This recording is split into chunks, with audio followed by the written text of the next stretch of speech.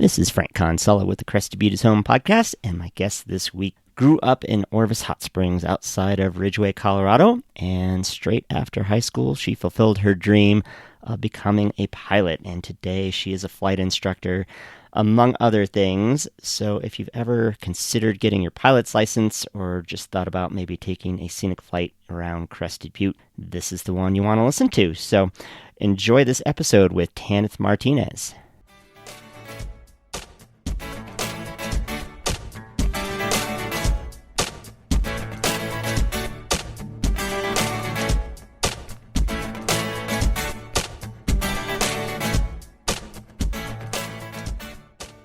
On the Crested Butte is Home podcast today, my guest is Tanith Martinez. So why don't you start and tell us a little bit about yourself and where you're from? I am a Colorado native, grown up on the western slope my whole life, basically.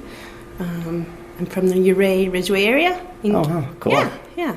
Some people might know Orvis Hot Springs. Uh-huh. My parents opened that when I was 8, sold it when I was about 18. So wow. That's where I grew up. You're a hippie child. I know. I am. Okay. Cool. And I came to Gunnison in 2010 with my husband and 2 children. All right. And so at 18, where did you go off to college somewhere? Or what I did. You do? I went to flight school. I went to Colorado Northwestern Community College for 2 years and got all my flight training there, and then went to Metro and finished my bachelor's degree. Colorado Northwestern. I don't think I've ever actually heard of that. It is small. It's almost in Utah. Okay. So you hit Grand Junction, and it's about, I don't know, an hour and a half to 2 hour drive north of Junction. Maybe not that quite long, but like up by Craig or well, kind of. It's further west. Do you know where Dinosaur, Colorado is? Yeah. It's close to Dinosaur, Colorado. Oh wow. Yeah. And there's it's small little community college. Yeah. Oh, cool. They have a great flight program, so I went there. Gotcha. So you went straight to flight school, so that was always something you wanted to do? Yeah, ever since I was about 15, I would say. I was, my parents, not only did they own Orvis, but my stepfather was a fisherman in Alaska. He used to fish halibut. Okay. And every spring break, we would go up to the boat and help out and take the boat up to Alaska. And I saw a bush pilot land on a seaplane, bush plane, land in front of us, and I thought, that's pretty cool. I think I want to do that, and so I did. Not a seaplane, but right. Started to fly. What else did you do growing up there at Orvis? Like, were you hiking, biking, skiing, the whole deal? Or? Yeah, I learned how to ski and Telluride. I was pretty small.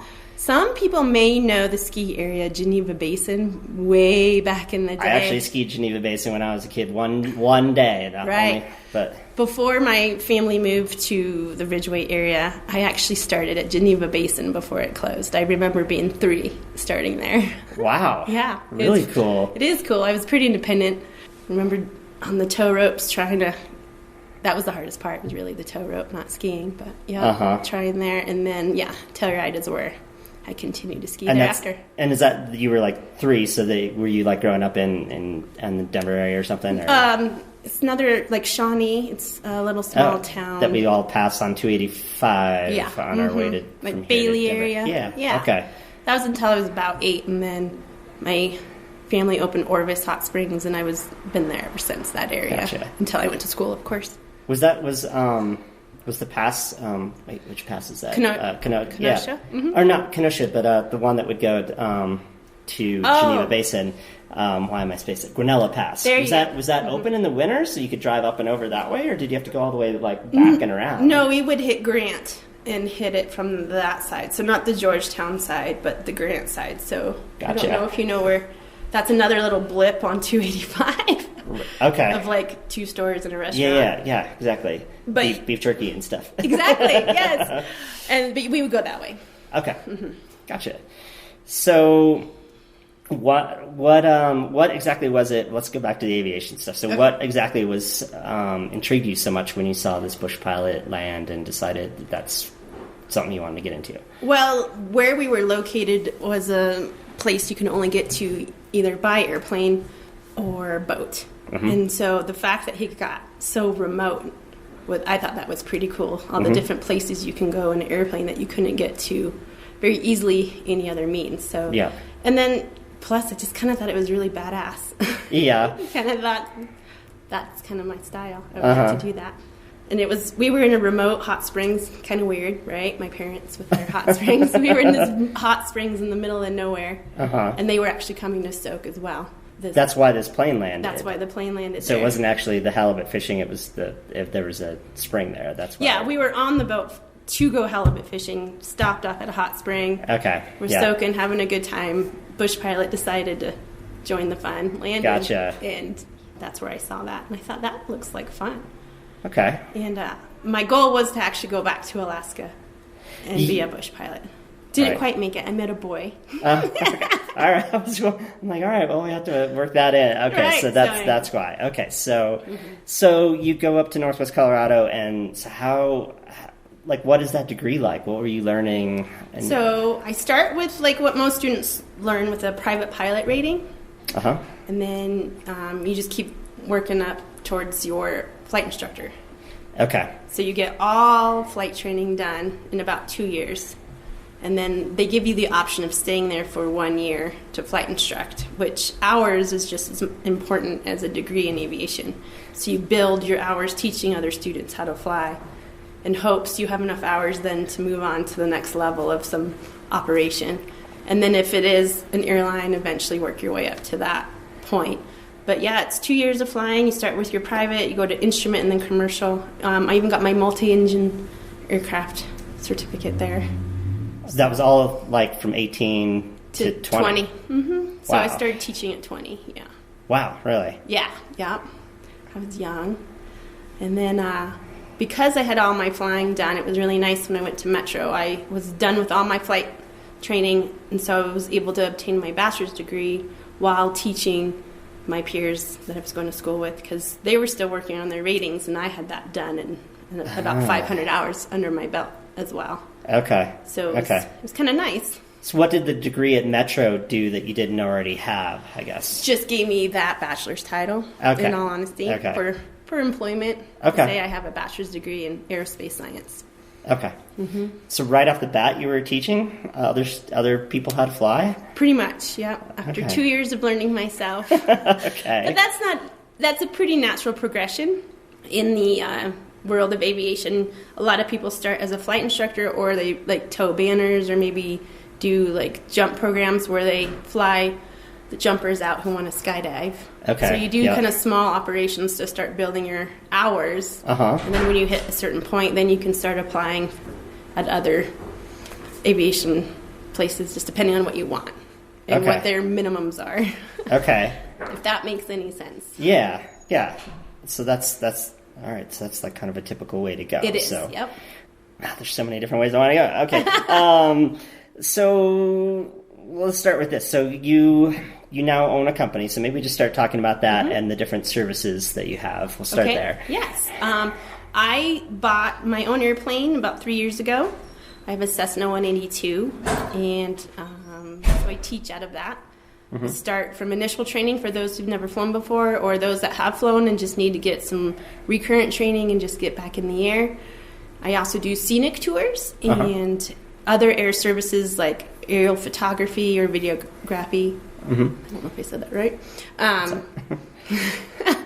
Scouting for those that are hunters that want to maybe scout their area. I do a lot of some like what you call research flights for professors at Western that might want to check out the terrain. Yeah, Jonathan Coop is a professor there. He wanted me to fly over lakes. He wanted to see the depth of ponds and lakes in certain areas, and had like a special like thing that you were. He just on a map showed me where he wanted to go, and well, how could he tell the depth of the lakes? I guess is what I was trying to. Yeah, I don't know. Okay. Some of it. I don't know. I'm flying. I don't know. Well, like just this morning, I helped a rancher. He lost some cattle. He's like, "Can you take me up and see if you can help me find my cows?" I'm like, "Yeah, sure, let's go." And did you? No, unfortunately, we did not find his cows. Oh, he's probably in deep timber forest somewhere. Possibly. Yes. Yeah. Wow. Okay. So what of all those different services do you have a favorite part? Oh, boy. I like aspects of them all. I do like the scenic flight for those that aren't used to aviation and it's the first time they've been in a small plane. To see the progression of pretty nervous. It's a small little compact area. to feeling comfortable and loving it at the end of the flight. I'm always happy to provide that spark of fun. But I also really like it when I have students, when their light bulb turns on and it clicks to land and like the solidification of what they've just learned. Yeah. That makes my heart sing, if you will, to see that progression. Yeah. When you're doing those sightseeing tours, do you usually have like a typical route, or does it kind of depend on what they want to see? I have a few different routes, and it depends on what they want to see.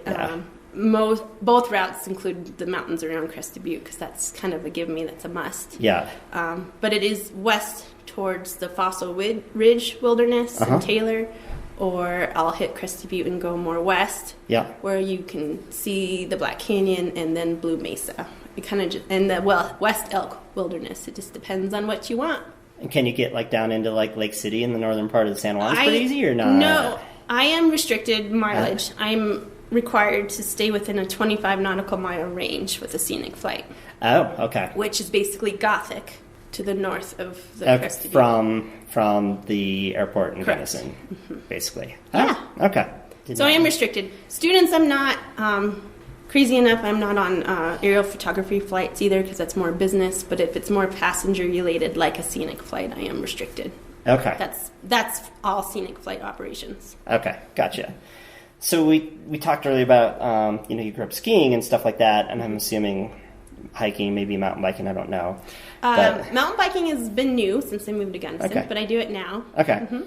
So when you're flying, though, I guess what I'm really interested in is, do you see places that you then, like a lake, like we were just talking about, you're like, oh my, I gotta go hike to that lake, or for me as a backcountry skier, I would obviously see all kinds of things. I would want to go ski. Right. That happens all the time, and it happens with people who have lived here for decades. They're like, oh, look at that rock face. I didn't even know that existed, and they'll make a note to go check it out. Yeah. Yeah, it happens a lot. And do you do that yourself too, or is it mostly I am not as extreme as some of those. I will hike and I will go places, but I am not quite. Like I said, I'm not quite. You do your exploring in the plane. Yes. How's that? Keeping on that same parallel, as a backcountry skier, there's a lot of stuff when there are avalanche accidents. They do reviews and they try to go through. And the thing with backcountry skiing, there's no good checklist. And I know that with a pilot, you guys have all these checklists, and when they do crash reviews, they kind of go back to ooh, that check didn't get checked. So the checklists are really about you guys not being complacent, I'm guessing. Correct. Especially after, you've been doing it as long as say you have. So so how do you stay on top of your game after you've spent all this time flying? Is it just those checklists, and what else do you do, I guess, that would maybe... Well, checklists are hugely important, and it's actually really important teaching tool when you are teaching students how to fly, how important a checklist is. Not only how important it is, but the order in which you use it. Certain things won't work if you don't do it in order. And and the whole snowball effect is, if you miss one, it can really snowball down and affect your whole flight in very possibly in a negative way. And so it's just a lot of discipline to keep using those checklists throughout the years. I also incorporate what's called a flow. So you have a flow to how you might accomplish a checklist, but then you go back to that checklist and verify that it's all done. And that might be an easier way to kind of go about flying and doing a checklist at the same time with a memorized flow, but then you go back and make sure you didn't miss any. So there's a redundancy-based kind of system that you have. Yes. That's your system, or is that also a pilot mandated system? It's a pilot system, but it can be technique shifted. I made my own checklist, and it's very detailed. But I also did it in a very logical order that makes sense. It's not kind of random, push this button, do that. It's very much in that flow method I was talking about. Okay. So then it's easier for a student to catch on, and then it's harder to miss, because you have, not only do you have this flow memorized, but then you go back and verify, and it's kind of like a double whammy of making sure it's been taken care of. Okay. But yes, it's very important. Do you have, or do you even have any desire to have you flown in other ways? And I'm mostly thinking hang gliding or paragliding, but it sounds like... I have paraglided. Okay. I do have interest in it. Paragliding looks a lot of fun. I haven't partaked in anything like that. Mostly just because I'm very busy just doing my own thing. Yeah. And if I'm not flying, I'm raising 2 children and having fun with my husband and exploring with those guys. So I'm pretty busy. Flying 2 to 3 times a day isn't abnormal. So that would be like 2 to 3 different students or 2 to 3 different flights, or yeah. Gotcha. So I can go from a couple students a day, or a student in the Scenic flight, or some ground school. So the days vary for sure, depending on who needs me.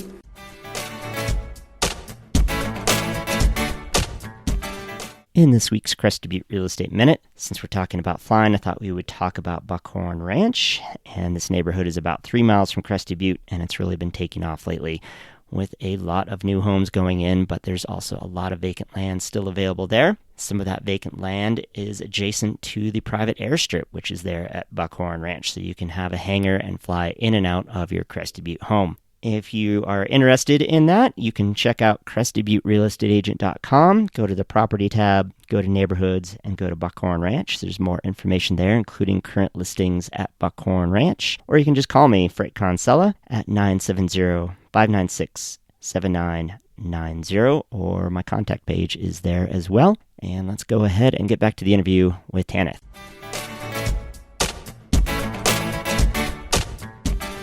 Well, I guess let's back up, and it would kind of be like your apprenticeship or whatever you want to call it, and then, or also what you do for your students. So let's say that I want to become a pilot. So how does that start? Day one, take me through the whole thing. Okay.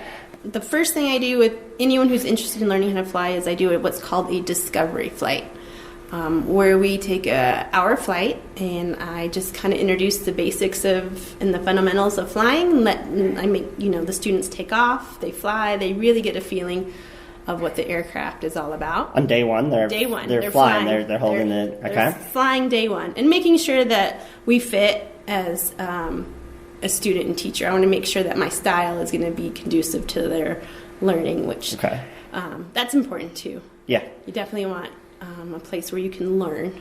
So that's day one. And then I sit down and I go through, this is what you need. This is the materials you need as far as books and certain tools.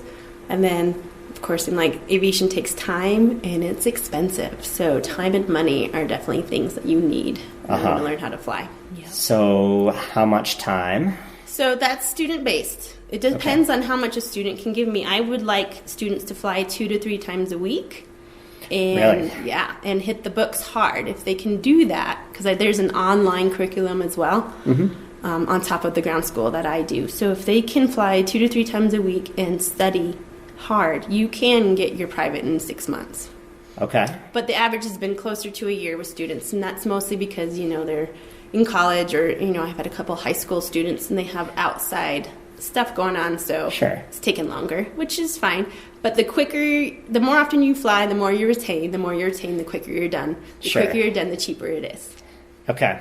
Yeah. So that's why I push that. I'm like, it'll save you money if you can fly. To just keep going all the time. Mm-hmm, exactly. Okay. And what kind of money are we talking, start to finish? I say at a minimum have $12,000 ready to go, but it wouldn't be abnormal if it went to 14. The minimum flight time you need is 40 hours, but the average is right around 60. And that 40 or 60, is that that's solo, or is that also combination? You? Okay. That's a combination of dual and solo. And it's even broken down further to this amount of cross-country flight time dual, cross-country time solo, some night flying in there as well. There's certain hour requirements that we must obtain per FAA rules and regulations. Okay, gotcha. So with the small planes, I thought, there are weather restrictions a lot of the times with these smaller planes, right? Yes. Like I forget what it is, VFR or something, right? Yeah, VFR, visual flight rules. Yep. Okay, so what is that exactly? So how does that work? So every time I fly, I check the weather, and it's pretty obvious if you can't fly. Usually in the mountains, it's either great, you can fly, or no, you can't because it's bad. Obviously, we're not going to fly in a snowstorm or thunderstorms. But we have visibility and cloud requirement restrictions, so I need a certain amount of visibility and a certain amount of space around a cloud that I must maintain. And if I can't maintain those minimums, then I am what's called IFR, which is fine if I'm on an instrument flight plan. But if I am flying visual flight rules, I would be violating those regulations. Okay. So, and it's a lot more fun to fly when it's nice outside anyway. Well, yeah. And then, you just mentioned night, and that's what got me on that question. So, but you can fly at night as long as night's clear. Is Correct. that right? Okay. Yeah, same visibility. Well, it depends on your altitude. It's broken down quite a bit. Okay. That's a whole hour of ground school right there. Okay. The cloud invisibility requirements. But yeah, there are rules that we must abide by. And then there's something that I always instill too is personal minimums. Just because that's the minimum that FAA mandates, your personal minimums should actually be more, especially in a mountainous terrain. You don't want to push it.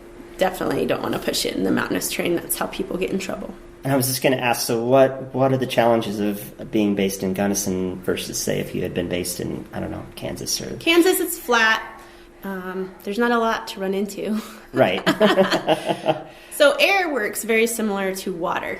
And so how I explain it is if you have a river and there isn't anything in the middle of this river, it's just flowing smoothly, nicely, just going. But if you put a big boulder or a rock in the middle of that river, the water's going to hit that rock and burble up and splash and become turbulent. Mm-hmm. Same way air acts. And so here we have mini boulders in the middle of a river of air being in the mountains.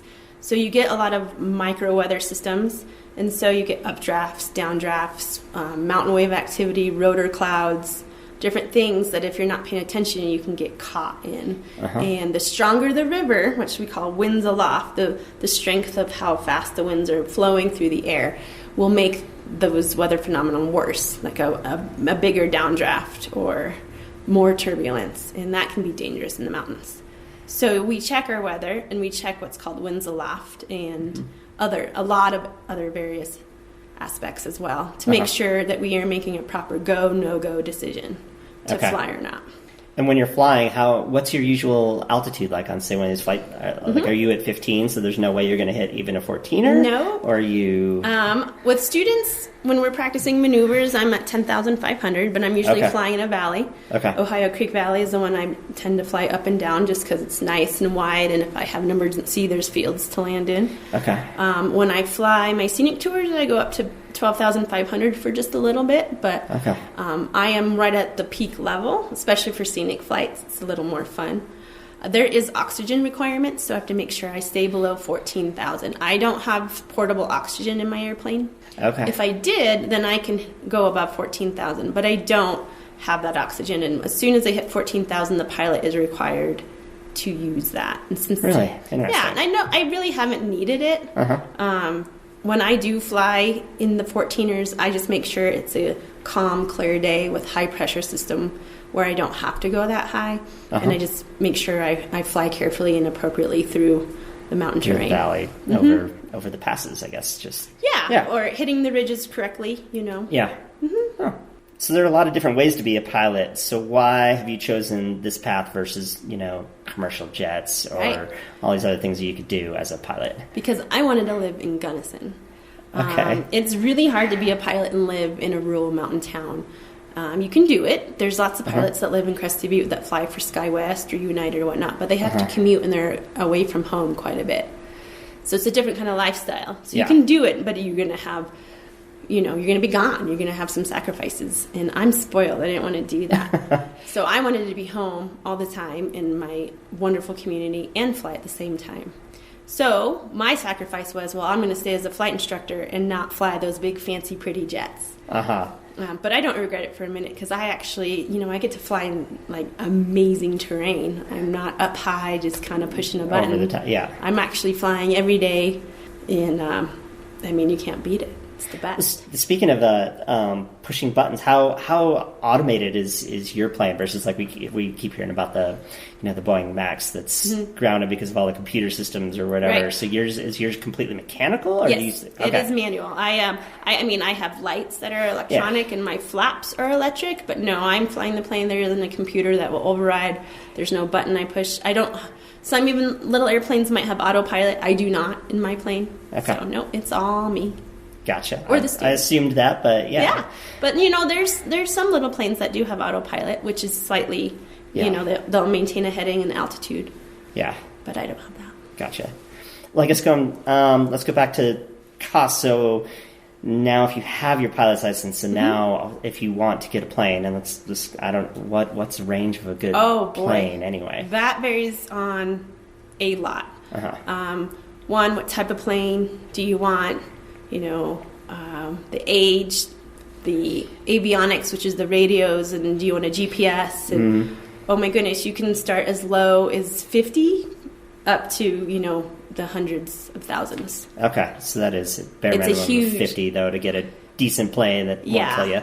Exactly. You know, and my airplane is a 1972 P model, and it has the original 1972 paint on it, so it's super retro. I've heard it looks like the Toyota racing stripes back in the day. I don't know if you remember that. Yeah. And I was planning on painting the plane, but now so many people are like, don't do it. I'm very well known for my plane colors now.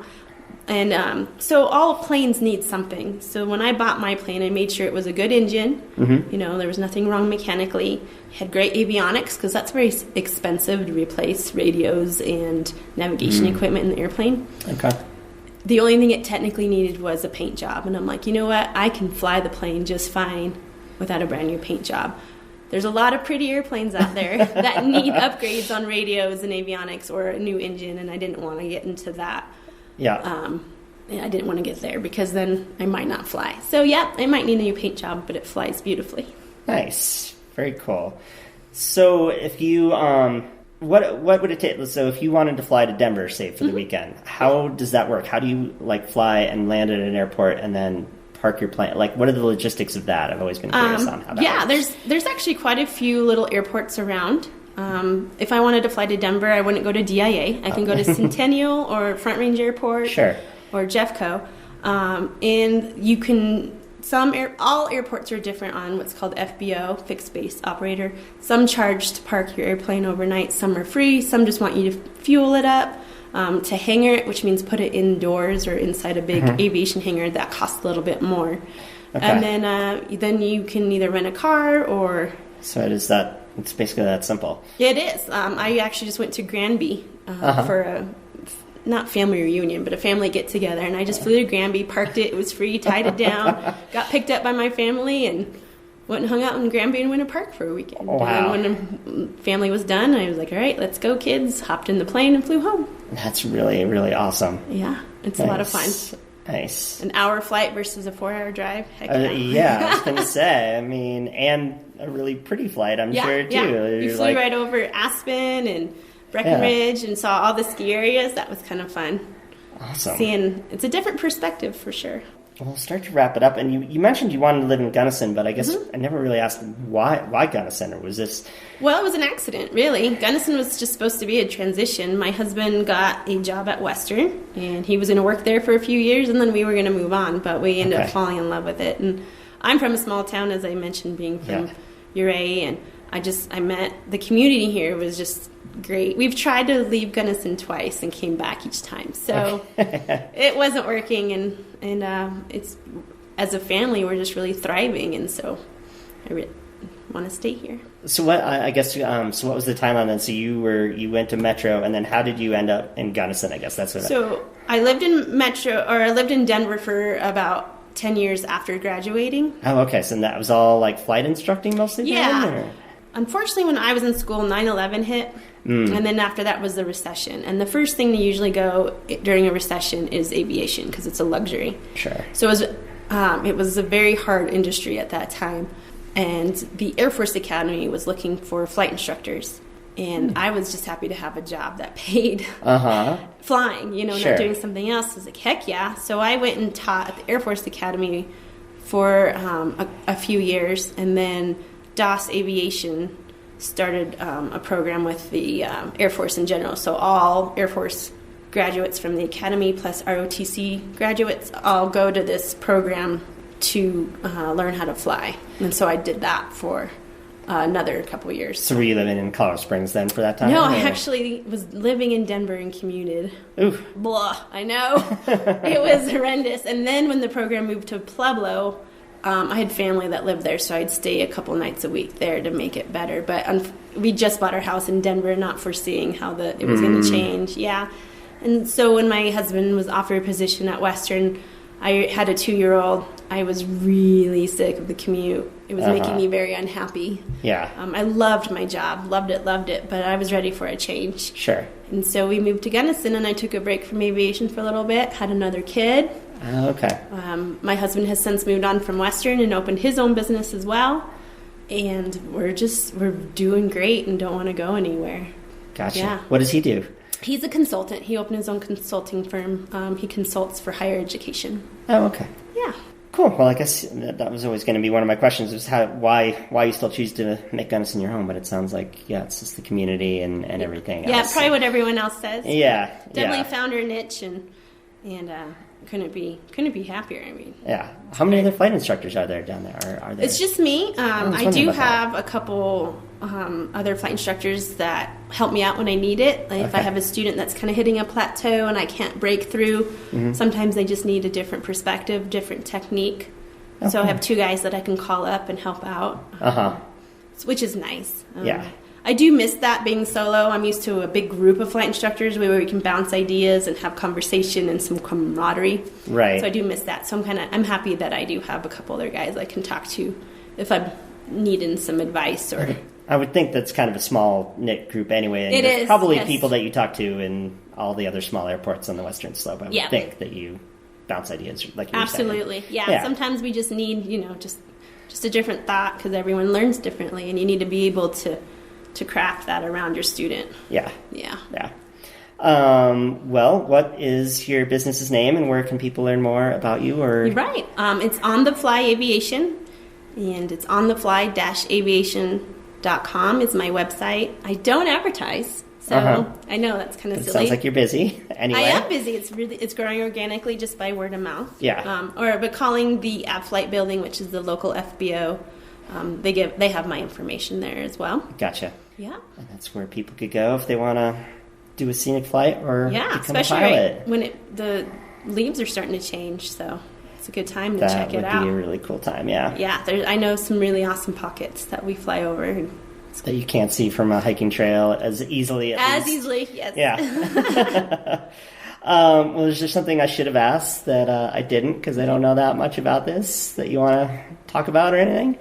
About aviation? Yeah. Or your life, or whatever. Oh, goodness. Open mic. I don't know. I'm pretty open. I'm like I said, I'm a hippie that flies planes.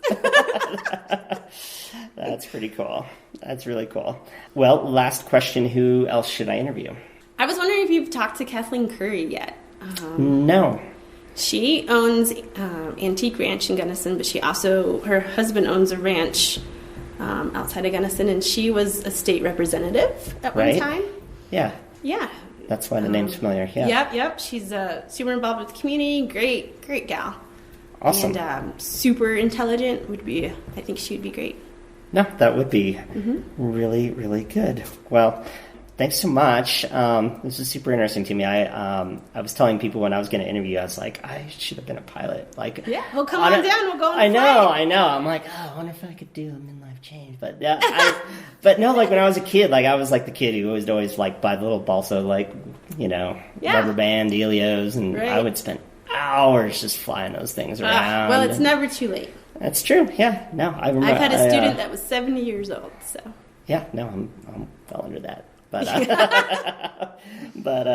yeah. Anyway, so thanks a bunch for letting us know about what you do. Absolutely. Appreciate Thank it. you. Thanks for listening to the Crested Butte is Home podcast with me, Frank Consella. All the episodes of Crested Butte is Home can be found at crestedbutteshome.com or on your favorite podcast player under that same name. And please share the podcast with your friends or family or on social media. Help spread the word of this podcast if you enjoy it. I really would appreciate that. And again, you can visit crestedbutteshome.com and you can find my contact information there if you have any questions about real estate as well. I'll see you in another couple weeks. Thanks so much.